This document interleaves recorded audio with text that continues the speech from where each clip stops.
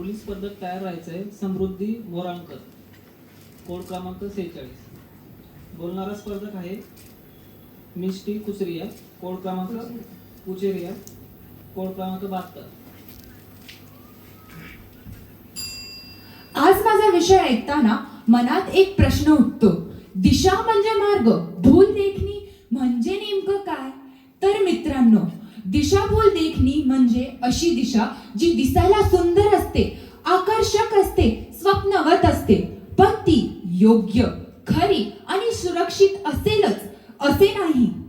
आपण मराठीत म्हणतो ना, सर्व जे चकाकतं ते सोनं नसतं, अशीच काहीशी असते देखणी दिशाभूल. आदरणीय परीक्षक आणि मित्रमैत्रिणींनो, नमस्कार. मी मिष्टी कुचेरिया. आज मी तुमच्या समोर एक असा विषय मांडणार आहे जो ऐकायला थोडा विचित्र वाटेल, पण शेवटी ते तुम्हाला अगदी खरं वाटेल. कोणतीही दिशाभूल ही देखणी असावीच लागते.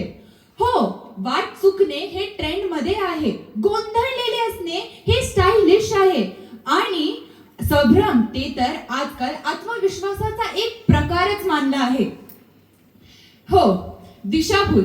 आज आपण अशा जगात राहत आहोत जिथे कोणीही हे मान्य करायला तयार नाही की ते हरवलंय आहे, पण वास्तवामध्ये सगळेच थोडेफार हरवलेले असतात. आपण काय म्हणतो, मी स्वतःला शोधतोय, मी काय करायचं हे ठरवत आहे, मी लाईफ सोबत वाहत चाललोय, पण हे सगळे दिशाभूलला दिलेले पर्यायी नावच. कोणी नोकरी सोडतंय स्वतःला शोधायला, कोणी विना उद्देश फिरतंय आणि त्याला म्हणतं आत्मशोध, कोणी गोंधळलेलं पोस्ट करतं आणि त्याच्यावर कॅप्शन असतं ट्रस्ट द प्रोसेस, आणि लोक टाळ्या वाजवतात. हो, कारण आत्मविश्वासाने मांडलेली दिशाभूल ही नेहमी देखणीच असावी लागते. दिशाभूल ही तेव्हाच ट्रेंडमध्ये असते जेव्हा ती बाहेरची असते. आपल्याला जेव्हा दिशाभूल यशस्वी करायची असते तर ती बोलण्यात गोड, दिसण्यात सुंदर आणि वागण्यात वास्तूत असे वाटायला हवी. ते म्हणजे कसं, टीव्हीवर दाखवणारी स्किन प्रोडक्ट्स आणि साबणाची ऍड, 7 दिवसात गोरे व्हा, ऍडव्हर्टाइज मध्ये सुंदर मॉडेल असते, फोटोमध्ये उजळता चेहरा असतो आणि एक गोड हसू असतं. हे बघून आपल्याला काय वाटतं, अरे वा किती सुंदर असते, पण वास्तुस्थिती काही वेगळीच असते. सोशल मीडियावरची दिशाभूल म्हटलं तर आज आपण बघणाऱ्या जगामध्ये जगत आहोत, जिथे आपण जे बघतो त्याच्यावरच विश्वास करतो. आता मूल्यापेक्षा मोल्डिंग महत्वाचे झाले आहे आणि सत्तेपेक्षा सार महत्वाचे झाले आहे. आजचं यश म्हणजे काय, तर सोशल मीडियावरचे पोस्ट, लक्झुरियस कार आणि ब्रँडेड कपडे आणि रेकॉर्ड केलेले फिल्टर्ड व्हिडिओ. अहो, हेच आहे का नक्की आपले यश? नाही. आत्ताच एक उदाहरण बघितलं तर ते महिला क्रिकेट खेळाडू, ती म्हणजे स्मृती मानधना आणि पलाश मुच्छल, दोघांचे जोडीने फोटो, मैदानावर मागणी घालणारा तो व्हिडिओ आणि त्याच्यानंतर सांगलीत चालू असणारा वैवाहिक विधी.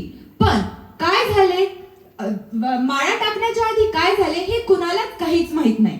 अजून एक उदाहरण बघितलं तर ते म्हणजे ऐश्वर्या राय आणि अभिषेक बच्चन.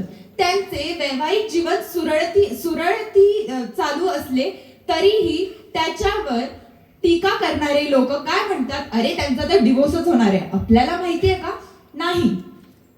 आणि इतिहासाकडे बघितले तर आपण बघितलं तर रावणाची लंका सोन्याची होती, अगदी दिशाभूलच. पण आतून काय होते, अन्याय, अधर्म, अहंकार ह्याच्यानीच भरलेली. तर आपल्याला काय कळते, कोणतीही दिशाभूल ही देखणीच असावी लागते. आता आपण दिशाभूलची एक बाजू बघितली, पण दुसरी बाजू म्हणजे काय, आपल्याला दिशाभूल हे कळून घ्यायला हवी. कोणताही डिसिजन घ्यायच्या आधी आपल्याला हे कळायला हवा की कधी कधी दिशा ही सामान्य असते आणि सिंपल असते, पण ते आपल्याला कसं कळेल, जेव्हा आपण आरामात बघू आणि त्याच्यावर लक्ष देऊ. ह्याचं एक उदाहरण म्हणजे इतिहासात आपण बघितलं, रामाचं वनवास हे कठीण आणि काटेरी होतं, पण शेवटी ते ते मूल्यावर उभे राहणारे होते. अजून एक उदाहरण बघितले तर थॉमस एडिसन शाळेमधून काढून दिला झाला. त्याच्या आईने त्याला खोटं सांगितले की तू खूप हुशार आहेस, तुला ते शिकवू नाही शकत, म्हणून आजपासून मी तुला शिकवेल. आणि हे दिशाभूल असली तरीही त्याचा आपल्याला परिणाम भेटलं, ते म्हणजे प्रकाशाच्या रूपात. धन्यवाद.